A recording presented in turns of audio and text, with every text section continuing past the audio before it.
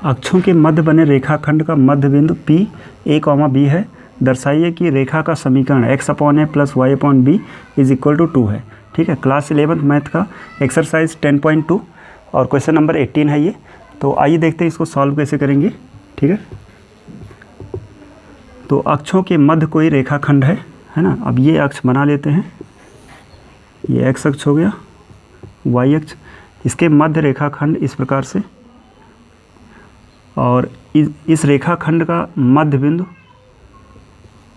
P A, B दिया गया है। ठीक है, अब ये रेखा इस प्रकार है, तो यहाँ पे अक्षों पर कुछ अंतःखंड भी होगा। इस अंतःखंड को मान लेते हैं कैपिटल A और इस अंतःखंड को कैपिटल B मान लेते हैं।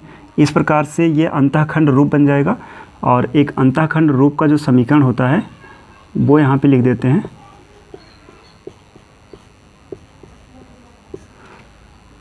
x/A plus y/b = 1।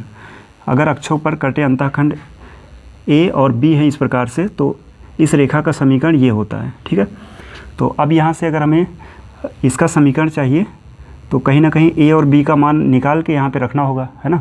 और A और B का मान कैसे निकालेंगे, उसके लिए यहाँ पे दिया है ये मध्य में है, और यहाँ से हम देख सकते हैं कि अगर यहाँ से यहाँ तक की दूरी A है तो इस बिंदु का जो निर्देशांक होगा, क्योंकि x अक्ष पर है तो A, 0 हो जाएगा, और यहाँ से इस बिंदु का निर्देशांक ये y अक्ष पर है तो 0, b हो जाएगा।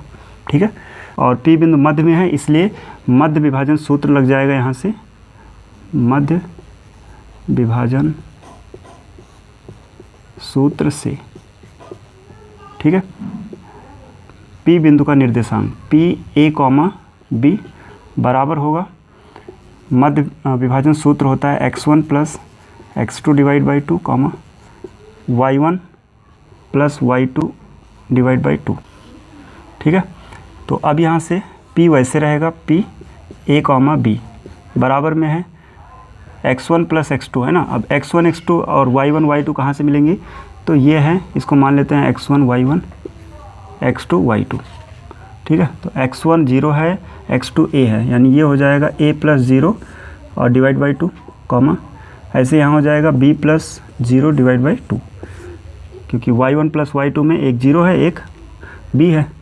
ठीक है, तो P A, B वैसे रहा और इक्वल टू यहाँ देखो तो A/2 हो जाएगा, ये हो जाएगा B/2।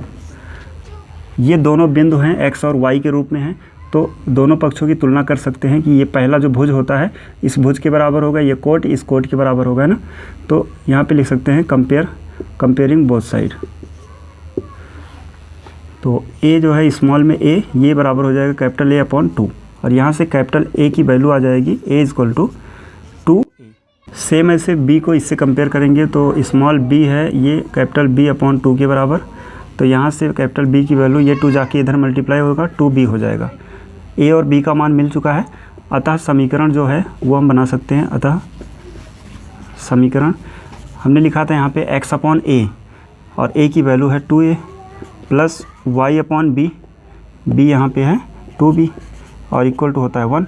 इन दोनों में देखो 2 कॉमन है, 2 को अगर कॉमन लेंगे और इधर भेज देंगे तो ये बन जाएगा x/A प्लस y/b = 2। जो 2 कॉमन लिया है नीचे वो इधर चला आया, 1 में मल्टीप्लाई हो गया। ठीक है, और इस प्रकार से ये प्रूव हुआ।